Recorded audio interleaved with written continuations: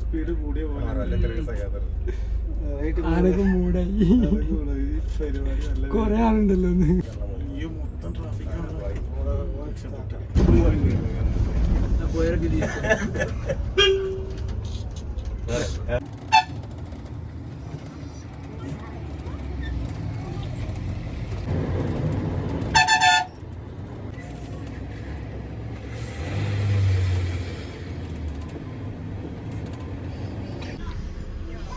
ഈ കാണിച്ചത് തോന്നിവാസം.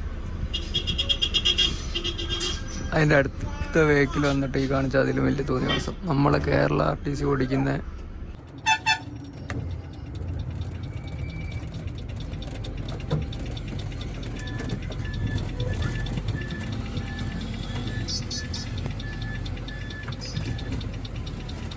നമ്മളിപ്പോൾ ഉള്ളത് ബാംഗ്ലൂർ സാറ്റലൈറ്റ് ബസ് സ്റ്റാൻഡിലാണ്. അപ്പോൾ നമുക്ക് ഇന്ന് പോകാനുള്ള ട്രിപ്പ് ഏതാണെന്ന് വെച്ച് കഴിഞ്ഞാൽ നിങ്ങൾ തമ്മിലുണ്ട പോലെ തന്നെ കർണാടക RTCൻ്റെ Volvo B11R Airavat club class semi sleeper ബസ്സിൻ്റെ ബാംഗ്ലൂരിൽ നിന്ന് കോഴിക്കോടേക്കുള്ള സർവീസിൻ്റെ ഒരു വീഡിയോ ആണ് നമ്മളിന്ന് കാണാൻ വേണ്ടി പോകുന്നത്. കേരള RTCക്ക് പോലും ഇല്ലാത്തൊരു സർവീസാണ്. കാരണം ബാംഗ്ലൂരിൽ നിന്ന് കോഴിക്കോട് വരെ മാത്രമല്ല 11R സർവീസ് കേരള RTCക്ക് ഇല്ല, കർണാടക RTCക്ക് മാത്രമാണുള്ളത്. കേരള RTCൻ്റെ സ്കാനികളൊക്കെ കോഴിക്കോട് വഴി ട്രിവാൻഡ്രം പോകുന്ന വണ്ടികളുണ്ട് ഉച്ചയ്ക്ക് വരുന്നെടുക്കുന്നത്. അപ്പോൾ നമ്മൾ രാവിലെ 10:30 ബാംഗ്ലൂരിൽ നിന്ന് സ്റ്റാർട്ട് ചെയ്യുന്ന വണ്ടിയാണ് വീഡിയോ എടുക്കാൻ വേണ്ടിയിട്ട് പോകുന്നത്. അപ്പോൾ നമ്മൾ ഇന്നത്തെ വീഡിയോൻ്റെ ഫസ്റ്റ് ഇൻട്രോ പാർട്ട് കംപ്ലീറ്റ് ചെയ്യാൻ പറ്റില്ല. അപ്പോൾ നമ്മൾ ഫുഡ് കഴിക്കാൻ നിർത്തിയെടുത്തുന്നതാണ് വണ്ടി എങ്ങനെ കാണിച്ചിരുന്നത്. അപ്പോൾ ഞാൻ കുറച്ച് ലേറ്റ് ആയിട്ടായിരുന്നു ബസ് സ്റ്റാൻഡിൽ എത്തിയത്. അപ്പോൾ എനിക്കത് കാണിക്കാൻ പറ്റിയിട്ടില്ലായിരുന്നു. അപ്പോൾ ഇതാണ് നമുക്ക് ഇന്ന് യാത്ര ചെയ്യാനുള്ള നമ്മളെ വണ്ടി Airavat club class sleep like baby എന്നൊക്കെ പറഞ്ഞിട്ട് ആ ഒരു സ്ട്രോളറിൻ്റെ ഫോട്ടോ ഒക്കെ കൊടുത്തിട്ടുള്ള കർണാടക RTCൻ്റെ one of the premium service ആയിരുന്നു സ്റ്റാർട്ട് ചെയ്ത സമയത്ത് കേട്ടോ. വണ്ടികളൊക്കെ അത്യാവശ്യം നല്ലോണം ഓടിപ്പോയതായിട്ടുണ്ട്. എന്നാലും കർണാടക RTCൻ്റെ മെയിൻ്റനൻസ് എന്ന് പറഞ്ഞു കഴിഞ്ഞാൽ വേറെ ലെവൽ മെയിൻ്റനൻസ് ആട്ടോ. ഇവർ ഇത്രയും പഴക്കം ചെന്ന വണ്ടികൾ പോലും ഒരു അടിപൊളിയായിട്ട് കീപ്പ് ചെയ്തിട്ടുണ്ട്. നമ്മൾ RTCൻ്റെ സെമി സ്ലീപ്പർ വണ്ടി പോലെ അല്ല കേട്ടോ. ഇത് വോൾവോ B11R മോഡലാണ്, വെഹിക്കിളാണ് ടാഗ് വീൽ വരുന്നത്. അപ്പോൾ നമ്മൾ ഇന്നത്തെ യാത്ര എവിടുന്നാന്ന് വെച്ച് കഴിഞ്ഞാൽ ബാംഗ്ലൂരിൽ നിന്ന് നമ്മൾ മൈസൂർ ഗുണ്ടൽപേട്ട് മുത്തങ്ങ കാട് വഴി നമ്മൾ സുൽത്താൻ ബത്തേരി വരും. സുൽത്താൻ ബത്തേരിയിൽ നിന്ന് കൽപ്പറ്റ വയനാട് വഴി കോഴിക്കോടാണ് സർവീസ് എൻഡ് ചെയ്യുന്നത്. കർണാടക RTC ഇതേപോലത്തെ ഒരു 4 സർവീസ് ഡെയിലി ഓപ്പറേറ്റ് ചെയ്യുന്നുണ്ട് കേട്ടോ. അതായത് ബാംഗ്ലൂർ കോഴിക്കോട് സെക്ടറിൽ 4 സർവീസ് ഐരാവത് ക്ലബ് ക്ലാസ് തന്നെ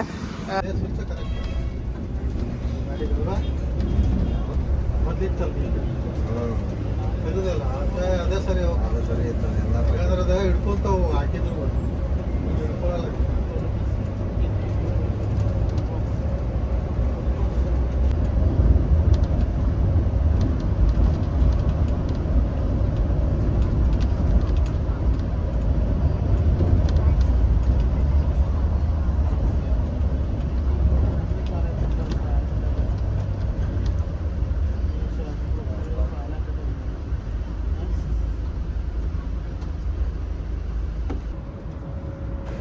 ബാംഗ്ലൂരിൽ നിന്ന് മൈസൂർ വരെയുള്ള ഈ ഒരു 6 line wide road express highway ആയിട്ട് ഒരു സ്ഥലത്തും മെൻഷൻ ചെയ്തിട്ടില്ല കേട്ടോ. ഇത് ബാംഗ്ലൂരു മൈസൂരു ഹൈവേ ആണ്. ഇത് ഒറിജിനലി ബാംഗ്ലൂരു ടു മംഗളൂരു റൂട്ടിലുള്ള മൈസൂർ വരെയുള്ള സ്ട്രെച്ചാണ്. ഇപ്പോൾ 3 ലൈൻ ഈച്ച്, അതായത് ടോട്ടൽ 6 ലൈൻ വെച്ചിട്ടാണ് ഇപ്പോൾ റോഡ് കൺസ്ട്രക്ട് ചെയ്തിരിക്കുന്നത്. സൗത്ത് ഇന്ത്യയിലെ one of the fastest and ഏറ്റവും അടിപൊളി റോഡാണ് കേട്ടോ ഇത്. ഇന്ത്യയിൽ ഒരുപാട് ഹൈ സ്പീഡ് എക്സ്പ്രസ് വേകളുണ്ട്. അപ്പോൾ ഈ ഒരു റൂട്ടിൽ പോലീസ് ചെക്കിങ് കാര്യങ്ങളൊക്കെ നിങ്ങൾക്ക് കാണാൻ പറ്റില്ല. ഒരു എക്സ്പ്രസ് വേയിലും ഇതേപോലെ തടഞ്ഞു നിർത്തി പോലീസ് ചെക്കിങ്ങോ കാര്യങ്ങളോ ഒന്നും ഉണ്ടാവില്ല. പിന്നെ എക്സ്പ്രസ് വേകളിലെല്ലാം ആക്സസ് കൺട്രോൾഡ് ആയിരിക്കും. ഇവിടെ ഈ ഒരു മീഡിയൻ ഓപ്പണിംഗ് ഒരുപാടായിട്ട് നമുക്ക് കാണാൻ പറ്റും. അല്ലെങ്കിൽ റോഡിലൂടെ എല്ലാവർക്കും ആക്സസ് ആയിട്ടുള്ള ഒരുപാട് ഓപ്പണിങ്സ് കാണാൻ പറ്റും. അത് പലതും ഇവിടെ അടച്ചു വെച്ചതൊക്കെ പിന്നീട് ലോക്കൽസ് കട്ട് ചെയ്തിട്ട് കയറി വരുന്ന ഒരു സിറ്റുവേഷൻ വരെ ഉണ്ടായിട്ടുണ്ട്. 100 കിലോമീറ്ററാണ് ഈ റൂട്ടിൽ മാക്സിമം സ്പീഡ് ലിമിറ്റ്. പിന്നെ ഇത് ഒരു എക്സ്പ്രസ് വേ അല്ല എന്ന് പറയാൻ കാരണം എന്താണെന്ന് വെച്ച് കഴിഞ്ഞാൽ നാഷണൽ ഹൈവേ എവിടെ ഇത് എക്സ്പ്രസ് വേ ആയിട്ട് മെൻഷൻ ചെയ്തിട്ടില്ല. കർണാടകയിലെ ഏറ്റവും വലിയ 3 സിറ്റികൾ കണക്ട് ചെയ്യുന്നത്, അതായത് ബാംഗ്ലൂരു, മൈസൂരു, മംഗളൂരു എക്കോണമിക് കോറിഡോർ എന്ന് പറഞ്ഞിട്ടുള്ള ഒരു കിടിലൻ റോഡ് പ്രോജക്റ്റിൻ്റെ ഭാഗമായിട്ട് ബാംഗ്ലൂരിൽ നിന്ന് മൈസൂർ വരെയുള്ള 120 കിലോമീറ്റർ 10 ലൈനാണ് റോഡ് കൺസ്ട്രക്ട് ചെയ്തിരിക്കുന്നത്. സർവീസ് റോഡോട് കൂട്ടിയിട്ടാണ് കേട്ടോ 10 ലൈൻ റോഡ് കൺസ്ട്രക്ട് ചെയ്തിരിക്കുന്നത്. 3 മണിക്കൂറും 30 മിനിറ്റ് ആയിരുന്നു മുമ്പത്തെ ട്രാവൽ ടൈം എങ്കിൽ ഇപ്പം വെറും 75 മിനിറ്റ് കൊണ്ട് 1 മണിക്കൂറും 15 മിനിറ്റ് കൊണ്ടും ട്രാവൽ ചെയ്യാൻ പറ്റും ഈ ഒരു 120 കിലോമീറ്റർ ദൂരം.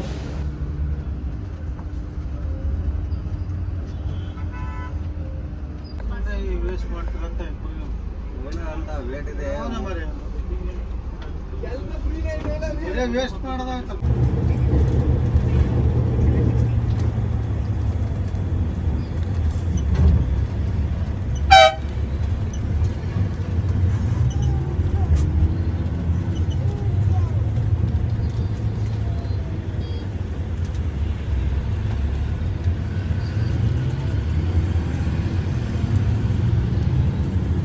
മൈസൂർ എയർപോർട്ടിൻ്റെ തൊട്ടടുത്താണ് കേട്ടോ നമുക്ക് ലഞ്ച് ബ്രേക്ക് വരുന്നത്.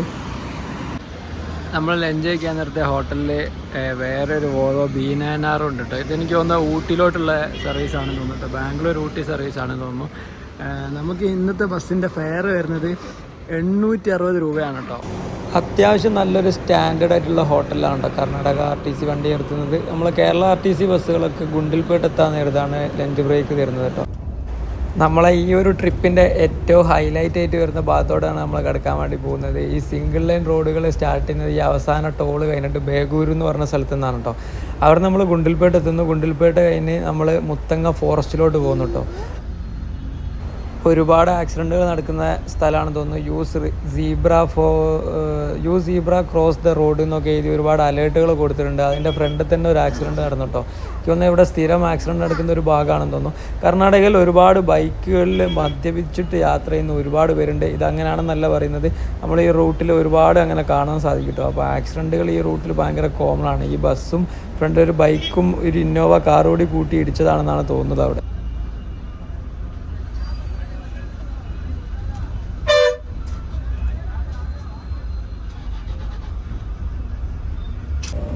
കർണാടക RTCൻ്റെ വോൾവോ B11R ബസ്സുകൾ എല്ലാം 95 സ്പീഡ് ലോക്കാണ് കേട്ടോ. B8R 9600 സ്ലീപ്പർ ബസ്സുകളെല്ലാം 80 ലോക്കാണ് കേട്ടോ. ഭയങ്കര സ്പീഡ് കൺട്രോൾഡാണ് ഇവരെ വണ്ടികൾ.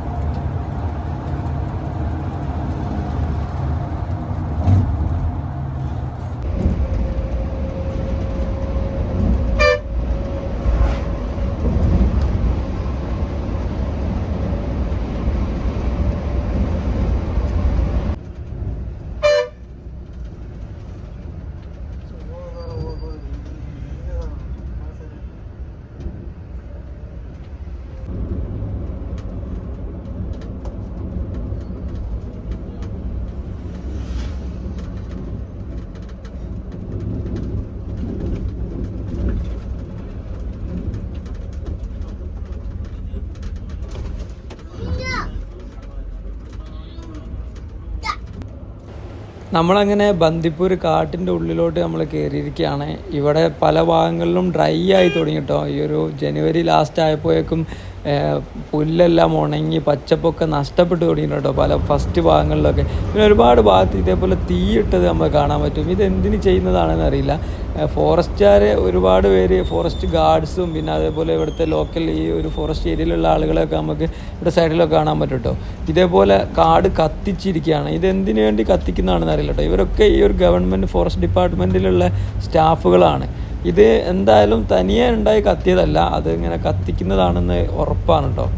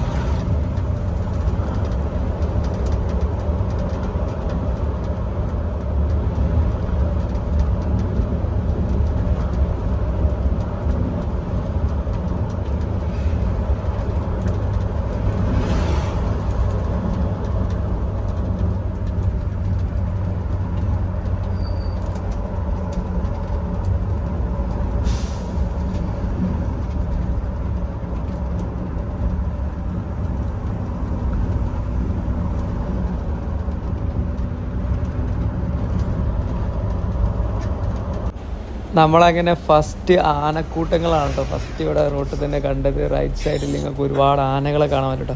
ഒരു 10-20 സെക്കൻഡ് നമ്മൾ ലേറ്റായി പോയി, അല്ലെങ്കിൽ അത് ക്രോസ് ചെയ്യുന്നത് കാണാമായിരുന്നു കേട്ടോ. ഇപ്പോൾ ഇവിടെ അത് ക്രോസ് ചെയ്ത് പോയതേ ഉള്ളൂ എന്ന് ഫ്രണ്ടിലുള്ള ലോറിക്കാരെല്ലാം ഈ ഡ്രൈവറെ അടുത്ത് പറഞ്ഞിട്ടുണ്ടായിരുന്നു കേട്ടോ. ഒരുപാട് നേരം ഇവിടെ റോഡ് ബ്ലോക്കായിരുന്നു, അത് നമുക്ക് ജസ്റ്റ് മിസ്സായി. നമുക്ക് മുന്നോട്ട് പോകുന്നേരം ഇനിയും നല്ല കാഴ്ചകൾ കിട്ടുന്നതാണ്.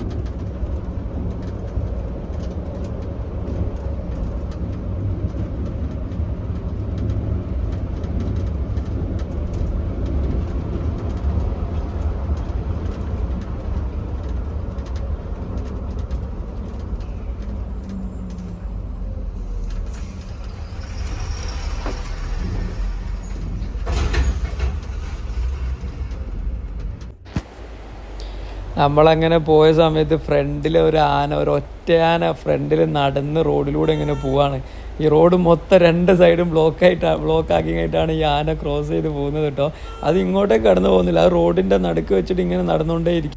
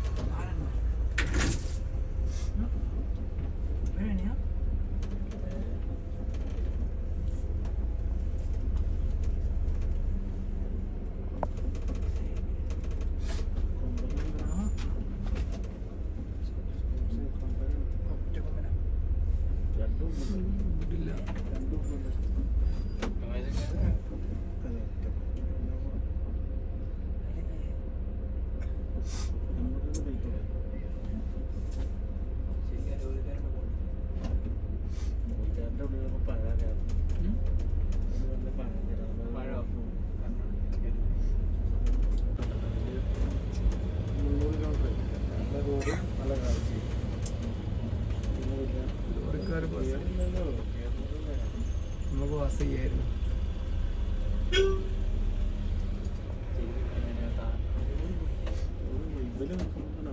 താറ് ഇവിടെ താറിനോട് വിമാനം പറയും.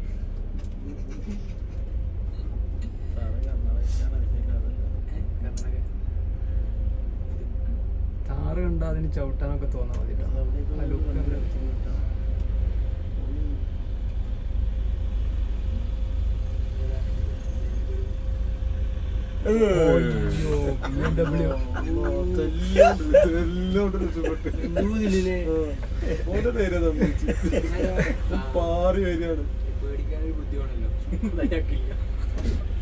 വണ്ടി ഫുൾ കവർ ഇൻഷുർ ആണെന്ന് തോന്നുന്നു.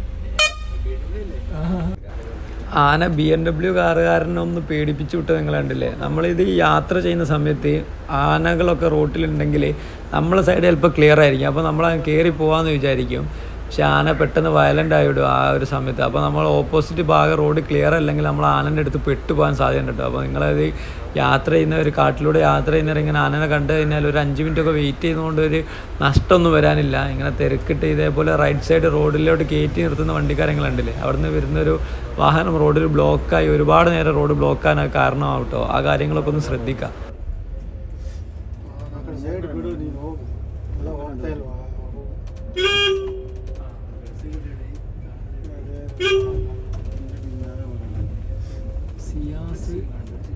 ಈಗ ಹೊಂಟ ನೋಡು, ഇപ്പം അതങ്ങ് സീനാക്കിയതല്ലേ. ಈಗ ನೋಡಿ ವಾಪಸ್ ಬರ್ಬೇಕು. ആരാരും പേടിച്ചു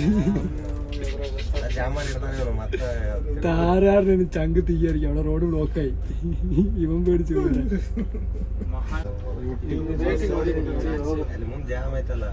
ರೈಟ್ ಹೊಡೆದು ಬಾ, ಏನಾಗಲ್ಲ. ಈಗ ಅವರೆಲ್ಲ ಎದುರು ಬಿಡ್ತಾರೆ, ಈಗ ಅದು ಹಿಂಗೆ ಸ್ಟೇಟ್ ಹೋಗ್ತೈತೆ. സ്പീഡ് കൂടിയ ആനൊക്കെ മൂടായി. കൊറേ ആളുണ്ടല്ലോ ഒന്ന്. ഇവനെന്തോ കാണിക്കുന്നത്, അത് ഇഫ്റ്റാറെ കളിക്കുന്ന കണ്ടങ്ങള്. എങ്ങോട്ടാ പോയിട്ട് ഒരു പിടുത്തമില്ല.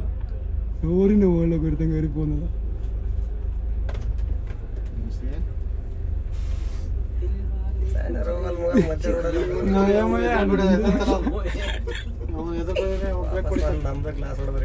ಇಲ್ಲಡಿ ನಮ್ಮ ಗಾಡಿ ಗ್ಲಾಸ್ ಹೊಡಲ್ಲ.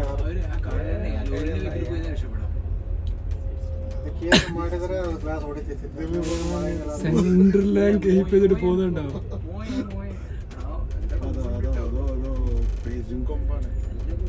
ഇവിടുത്തെ റൂളറാണെന്ന് തോന്നുന്നു. ഈ മൊത്തം അണ്ടർ കൺട്രോൾ ആക്കി നടുക്കൂടെ പോകുന്നുണ്ടല്ലേ. ഈ കാട് ഈ ആനൻ്റെ റിസർവ് ആയിട്ടുള്ള ടൈഗേഴ്സിൻ്റെ ഒക്കെ ഏരിയ ആണ്. അപ്പോൾ നമ്മൾ യാത്രക്കാർ ഇതിലെ പോകുന്ന സമയത്ത് വളരെ ശ്രദ്ധിച്ചു പോയത്. കാണുന്ന സമയത്ത് ആ ചെറിയ കാറുകളൊക്കെ ഇങ്ങനെ കയറി പോകുന്നുണ്ടല്ലേ, ആന ഒരു നിമിഷം ആനക്കൊരു ഇത് തോന്നിക്കഴിഞ്ഞാൽ, ഒരു തട്ട് കഴിഞ്ഞാൽ ആ കാറിൻ്റെ കാര്യമൊന്നും എടുക്കാനുണ്ടാവില്ല. ലോറിക്കാർ വരെ വളരെ ഡീസൻ്റായിട്ട് അവിടെ ഇരിക്കുന്നത് കണ്ടില്ലേ നിങ്ങൾ, അവർ സൈഡിൽ പോയിട്ടല്ല അവരെടുത്ത് പോകുന്നത്. പിന്നെ ഈ ഒരു കർണാടക ആർട്ടിസ്റ്റിൻ്റെ ഈ ഒരു ഐരാവത് വോൾവോ B11R വണ്ടികളിലൊക്കെ ഇരുന്ന് നമുക്കിത് കാണുന്ന നേരം ഒരു രസമായിട്ട് തോന്നും. പക്ഷേ ചെറിയ വണ്ടികളിൽ ഇരുന്ന് ഇതേപോലെ റോഡ് ബ്ലോക്കായി ഇങ്ങോട്ട് കാണുന്ന സമയത്ത് ആ ഒരു സിറ്റുവേഷനിൽ വണ്ടി ഓടിക്കുന്ന ആളെ മനസ്സ് ഭയങ്കര സീനായിരിക്കും. ബസ്സിൻ്റെ ഡ്രൈവറും നമ്മളും എല്ലാവരും ഇരുന്ന് കമൻ്റ് അടിച്ചുകൊണ്ടേ ഇരിക്കുകയാണ് വണ്ടിയിൽ ഇരുന്നിട്ട് ഇത് കാണുന്ന സമയത്ത്. ഓരോ ആളുകൾ കാണിക്കുന്ന പൊട്ടത്തെറ്റ് കണ്ടിട്ടാണ് നമ്മളങ്ങനെ ചിരിക്കുന്നതൊക്കെ കേട്ടോ, അല്ലാതെ അവരെ കളിയാക്കുന്നതല്ല. നിങ്ങൾ അങ്ങനെ വിചാരിക്കേണ്ട. ബസ്സിൽ ഒരുപാട് കമൻ്റ് അടികളൊക്കെ നിങ്ങൾ കുറച്ച് മുമ്പ് കണ്ടിട്ടുണ്ടാവും.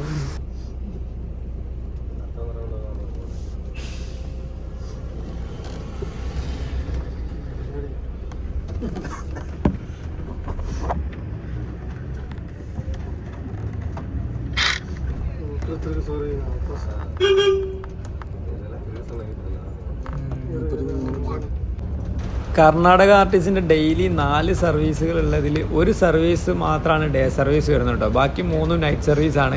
നൈറ്റ് സർവീസിൽ ഒരു ബസ്സിന് ഇതിൻ്റെ ഫോറസ്റ്റിനുള്ളിലൂടെ പെർമിറ്റ് ഉണ്ട് കേട്ടോ.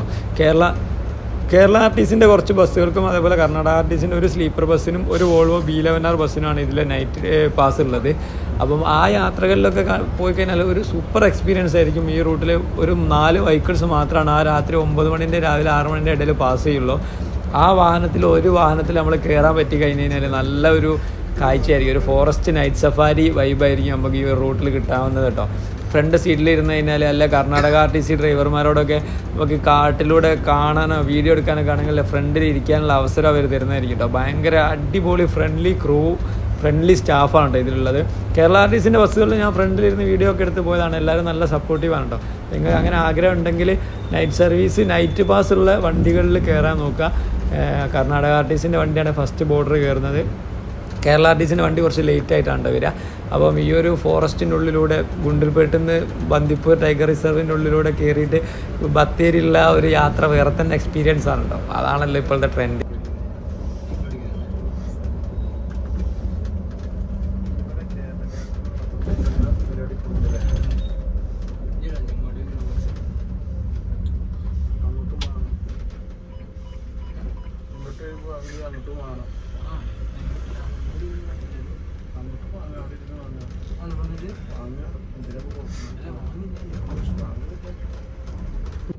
നമ്മൾ കർണാടകയിൽ നിന്ന് കേരള ബോർഡർ കയറിയിട്ട് അവിടെ ചെറിയൊരു വെൽക്കം ടു കേരള NH212 എന്ന് പറഞ്ഞിട്ടുള്ള ഹൈവേ നമ്പറും കൊടുത്തൊരു ബോർഡ് കൊടുത്തിട്ടുണ്ട് കേട്ടോ. ഈ ഒരു കേരളത്തിൻ്റെ ടൂറിസം മാപ്പിലെ മെയിൻ ഒരു സ്ഥലമാണ് ഈ വയനാട് ജില്ല എന്ന് പറഞ്ഞാൽ. അപ്പോൾ വയനാട് ജില്ലയിലോട്ട് കർണാടക, അതായത് സൗത്ത് ഇന്ത്യയിലെ ഏറ്റവും വലിയ സിറ്റിയിൽ നിന്ന് ബാംഗ്ലൂരിൽ നിന്ന് വരുന്ന വണ്ടികൾക്ക് കേരളത്തിലോട്ട് കയറുന്ന സമയത്ത് ഒരു കിടിലം വെൽക്കം ബോർഡ് കൊടുത്തു കഴിഞ്ഞാൽ അടിപൊളിയായിരിക്കും. ടൂറിസം ബൂസ്റ്റ് ചെയ്യാൻ അത് ഭയങ്കര ഇതായിരിക്കും. നമ്മൾ യാത്ര ചെയ്യുന്ന സമയത്ത് ഞങ്ങൾ എല്ലാ സ്റ്റേറ്റിലോട്ട് കയറുന്ന സമയത്ത് ഞാനൊക്കെ ശ്രദ്ധിക്കുന്നതാണ് അവരെ ഗവൺമെൻറ് അവരെ വെൽക്കം ചെയ്തിട്ടുള്ള ഒരു ബോർഡ്. അതെല്ലാം നല്ലതാണ്. ഇത് മുത്തങ്ങ എക്സൈസ് ചെക്ക് പോസ്റ്റ് കാര്യങ്ങളൊക്കെയാണ്. ഇവിടെ പല സമയങ്ങളിലും ബസ് കാറൊക്കെ എക്സൈസ് ചെക്കിങ് കാര്യങ്ങളും ഉണ്ടാകുന്നതാണ് കേട്ടോ. കാരണം കർണാടകയിൽ നിന്ന് കേരളത്തിലോട്ടുള്ള ഈ ഡ്രഗിൻ്റെ വരവും കാരണങ്ങളൊക്കെ കൊണ്ട് ഇവിടെ ചെക്കിങ് ഉണ്ടാകുന്നതാണ്. ചില ദിവസങ്ങളിൽ ഇതേപോലെ ചെക്കിങ് ഇല്ലാതെ നമുക്ക് പാസ് ചെയ്യാനും പറ്റും കേട്ടോ.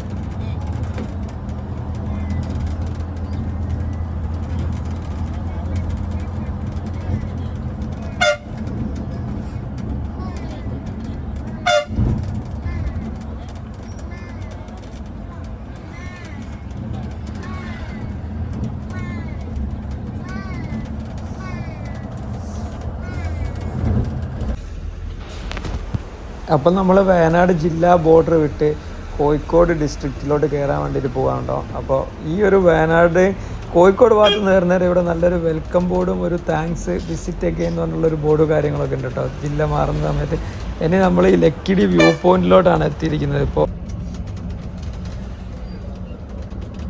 നമ്മൾ പലരും പറയുന്ന ഈ വയനാട് ചുരം എന്ന് പറയുന്ന ഈ സംഭവം എൻ്റർലി ഇൻ കാലിക്കറ്റ് ഡിസ്ട്രിക്റ്റ് ആണ് കേട്ടോ. കോഴിക്കോട് ജില്ലയിലാണ് ഇതിൻ്റെ എല്ലാ ഭാഗവും ഉള്ളത്. നമ്മൾ വയനാട്ടിൽ നിന്ന് എക്സിറ്റ് അടിച്ചിട്ട് ഫസ്റ്റ് വരുന്ന ഈ ഒരു സംഭവം കാണുന്നത് 9th ഹെയർപിൻ ബെൻഡിൻ്റെ മുകളിലുള്ള വ്യൂ പോയിൻ്റ് ആണ് കേട്ടോ.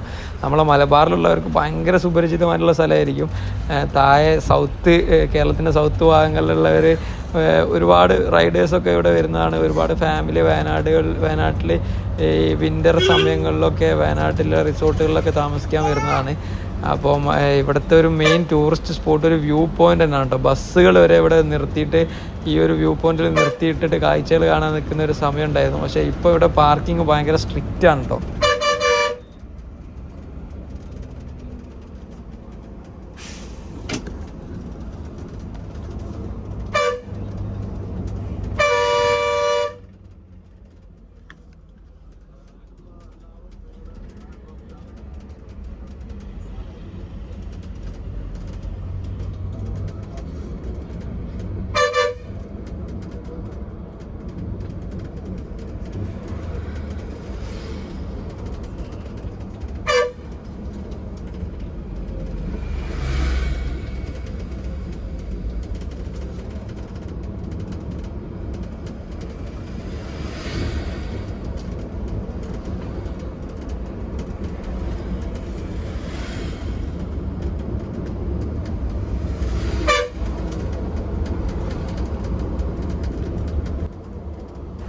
കർണാടക RTCയിലൊക്കെ എയർ ഹോണുകൾ ഫിറ്റഡ് ആണ് കേട്ടോ.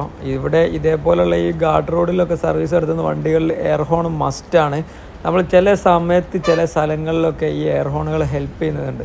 ഇതെപ്പോഴും നമ്മളെ ഈ MVDയും ഇതെല്ലാം ഇത് ബാൻ ചെയ്തിരിക്കുന്നത് എന്തുകൊണ്ടാണെന്ന് അറിയില്ല. പക്ഷേ യൂട്ടിലൈസ് ചെയ്യേണ്ട അവസരങ്ങളുണ്ട്. ഈ ഹെയർപിൻ ബെൻഡുകളുള്ള ഈ ഒരു ഗാർഡ് റോഡിൽ ഈ rear engine bus air horn ഇല്ലാതെ വന്നു കഴിഞ്ഞാൽ ഒരുപാട് ബ്ലോക്ക് ആയിരിക്കും. ഓപ്പോസിറ്റ് വരുന്ന വാഹനങ്ങൾക്ക് ഇത്ര വലിയൊരു വണ്ടി വരുന്നുണ്ടെന്ന് അറിയ പോലും ഇല്ല. കാരണം ഇതിൻ്റെ എൻജിൻ റിയറാണ്, ബാക്കിൽ നിന്നാണ് സൗണ്ട് വരുന്നത്.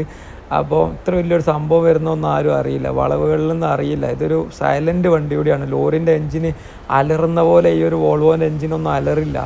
പിന്നെ ഈ ഒരു വളവിൽ ഈ വണ്ടി അങ്ങോട്ട് കയറി കഴിഞ്ഞാൽ വളവിൽ ഓപ്പോസിറ്റ് ഒരു വണ്ടിക്ക് ഇങ്ങോട്ട് വരാൻ പറ്റില്ല. 14.5 മീറ്റർ നീളമുള്ള ബസ്സാണിത്.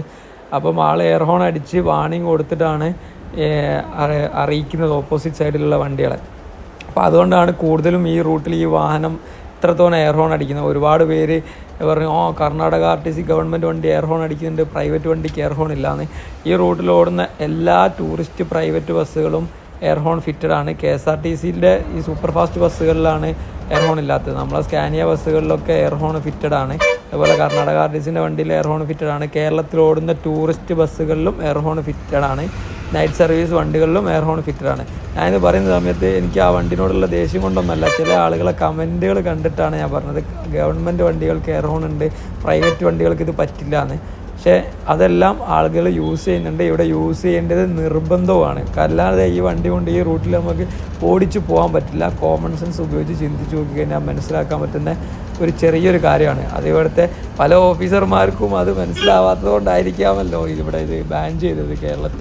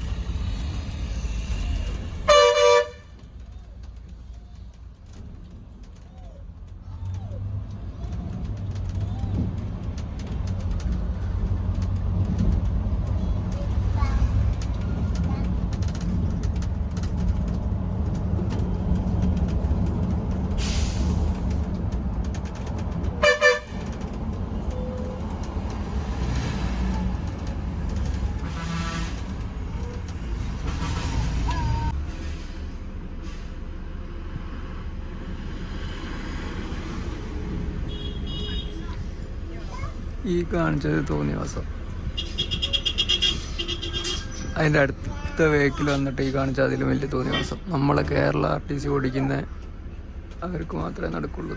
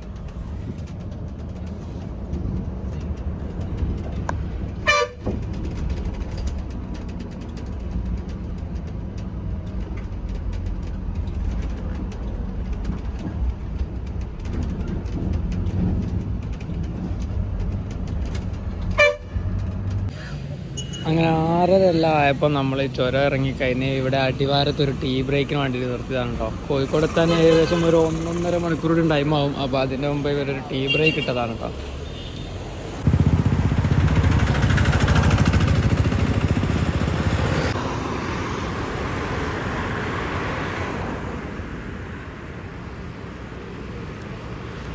ബാംഗ്ലൂരിൽ നിന്ന് കോഴിക്കോടേക്ക് ഏറ്റവും കൂടുതൽ സമയം എടുക്കുന്ന ഒരു സർവീസാണ് കേട്ടോ ഈ ഒരു സർവീസ് വരുന്നത്. ഇവർക്ക് ഇത് 350 കിലോമീറ്ററാണ് ടോട്ടൽ ഓടാനുള്ളത്. അതിന് ഏകദേശം 10 മണിക്കൂറിലധികം എടുക്കുന്നുണ്ട്. കാരണം 1 മണിക്കൂർ ലേറ്റായിട്ടാണ് ഇവർ ബാംഗ്ലൂർ സ്റ്റാർട്ട് ചെയ്യുന്നത്.